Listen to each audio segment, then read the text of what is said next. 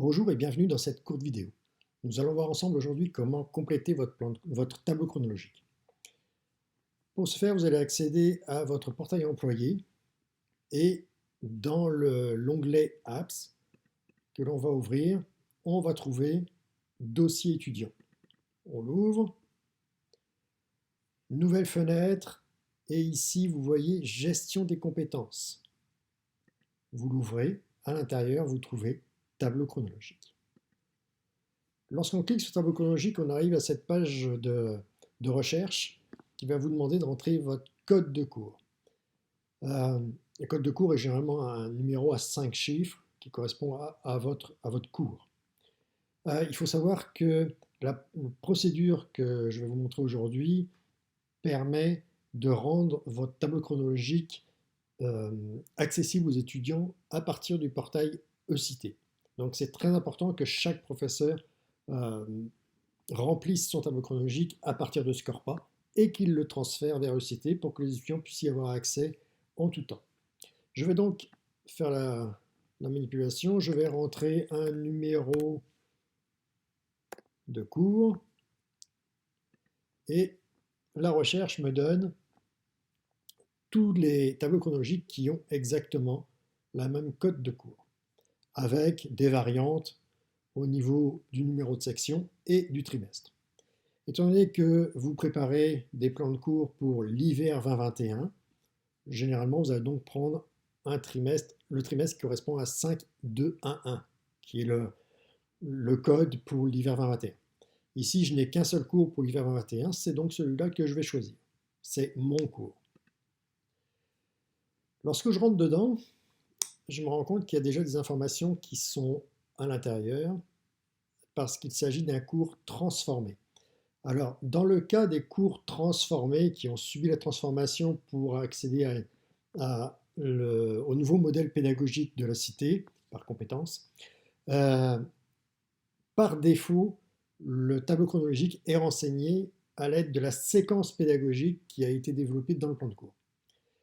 Donc, j'ai déjà des informations. Cette séquence pédagogique est vraiment un canevas qui va me permettre de continuer à renseigner, continuer à mettre les informations qui m'intéressent. Donc je vais pouvoir compléter. Alors pour le compléter, c'est extrêmement simple, vous allez voir.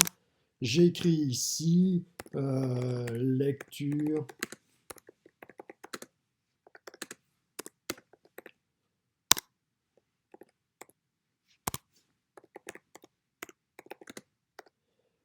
voilà, j'ai rentré quelques informations complémentaires auxquelles les étudiants pourront avoir accès.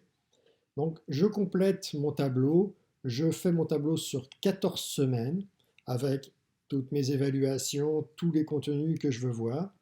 Et lorsque j'ai fini, bien important, j'enregistre. Le fait d'enregistrer transfère automatiquement votre tableau chronologique vers e-cité. Donc nous avons vu comment procéder lorsqu'il s'agit d'un tableau chronologique issu d'un cours transformé.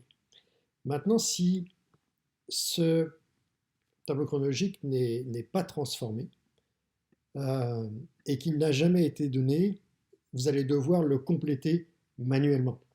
Donc ce que je vous conseille, c'est de préparer sur un document à côté votre chronologie sur les 14 semaines, selon le même modèle, matière d'un côté, donc on aura tout le contenu, et de l'autre côté, les lectures, les travaux, les évaluations qui se trouveront dans les cases de droite. Lorsque vous avez fini, vous allez importer à l'aide de copier-coller, case par case, dans votre tableau chronologique sur Scorpa.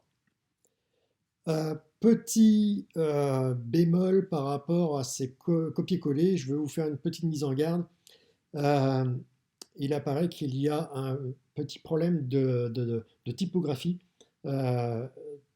avec le système. Donc, ce qui peut arriver, c'est que vos apostrophes ici prennent la forme d'accent, de point d'interrogation à l'envers lorsqu'on va le visualiser.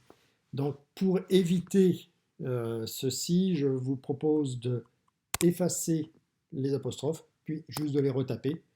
Lorsque vous aurez passé au travers et que vous aurez vérifié que vous avez bien repassé toutes les apostrophes, vous faites juste enregistrer. et vos informations seront rentrées, votre tableau chronologique sera envoyé vers votre cours e-cité. Si votre tableau chronologique et votre plan de cours ont déjà été donnés à une session précédente, vous avez la possibilité d'aller chercher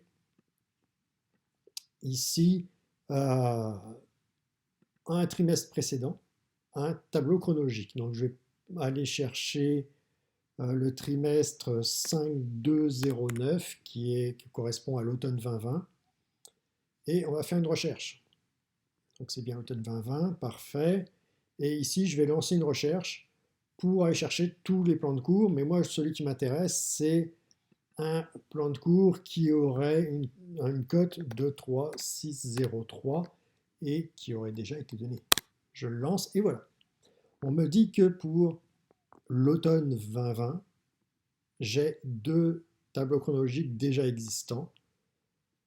Je suis allé les voir, je me suis dit, le 0,20 est très intéressant. Je vais le copier. Donc ici, il a mis sa petite cote et je fais copier. Il me demande si je veux supprimer tous les éléments avant de copier. Pourquoi? Parce que tout ce qui est dans mon tableau chronologique actuellement va disparaître au profit du nouveau tableau chronologique. Donc je dis oui. Vous voyez que les informations ont changé tout de suite. Et j'apporte mes modifications si je veux apporter des modifications. Et je n'oublie pas d'enregistrer. Ainsi, mon plan de cours est transféré vers e-cité. Nous allons maintenant regarder dans e-cité à quoi ça ressemble. Alors nous voici sur la page d'accueil e-cité pour le cours machinerie agricole et agriculture de précision. Sur cette page, il y a différents onglets dont outils. Si je l'ouvre, j'ai généré document officiel du cours. Je clique dessus et ici, pour tableau chronologique, j'ai un bouton ouvrir. Lorsque je clique dessus, il m'envoie automatiquement vers mon tableau chronologique que je peux visualiser, soit à partir d'ici directement, soit à partir de ma page d'accueil. Vous voyez que mon tableau chronologique se trouve ici. Je peux donc également le visualiser à partir d'ici. J'espère que toutes ces informations vous auront été utiles et je vous invite, si vous avez des questions, à prendre contact avec les CDA ou avec l'équipe d'appui